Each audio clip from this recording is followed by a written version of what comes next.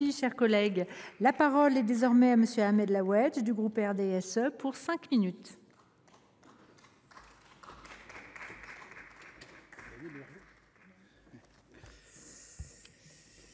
Madame la présidente, madame la ministre, chers collègues Nathalie Delattre, chers collègues, la santé mentale des jeunes est une préoccupation croissante dans notre société contemporaine.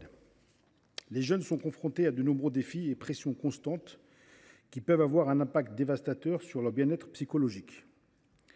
Un autre phénomène se développe particulièrement à l'adolescence, période propice à l'expérimentation de comportements à risque, la consommation de substances psychoactives. Aucun adolescent n'est à l'abri et tous les milieux socio-économiques peuvent être touchés.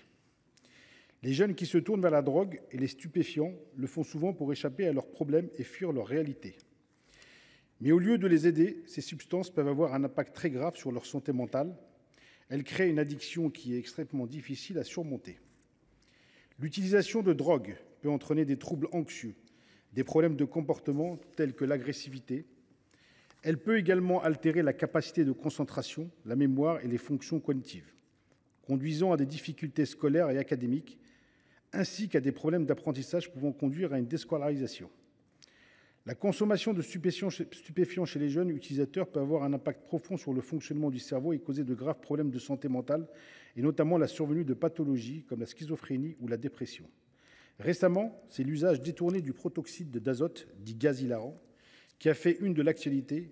La recrudescence de cet usage chez les jeunes avec des consommations répétées, voire quotidiennes, peut entraîner d'importantes séquelles. Plusieurs cas graves ont d'ailleurs été rapportés au cours des deux dernières années. Nous devons donc nous attaquer aux racines du problème en identifiant le mal-être des jeunes qui les pousse à consommer ces stupéfiants pour fuir les réalités et de leur permettre d'être accompagnés par des professionnels de santé compétents. J'ai été alerté par le syndicat national des psychologues que le dispositif Mon Soutien Psy, mis en place par le gouvernement en avril 2022, est un échec. 9 psychologues sur 10 considèrent qu'il ne répond pas aux besoins grandissants du public et notamment du jeune public. Il n'y a pas d'accès direct aux psychologues, pas de respect du rythme de chacun, un choix très restreint de professionnels. Il convient également de mettre en place un véritable dispositif de consultation auprès des psychologues, sans passage préalable par un médecin et sans restriction des motifs de consultation. Les psychologues nous alertent sur l'urgence de faire de la santé mentale des Français, et notamment des jeunes, une cause nationale.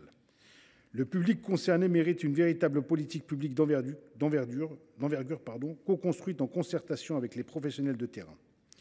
Madame la ministre, les conditions de travail dans les structures de soins sont tellement difficiles qu'il est extrêmement compliqué de recruter dans certains secteurs. Quelles sont les mesures concrètes envisagées par le Gouvernement pour renforcer les services publics dans le domaine de la santé mentale ?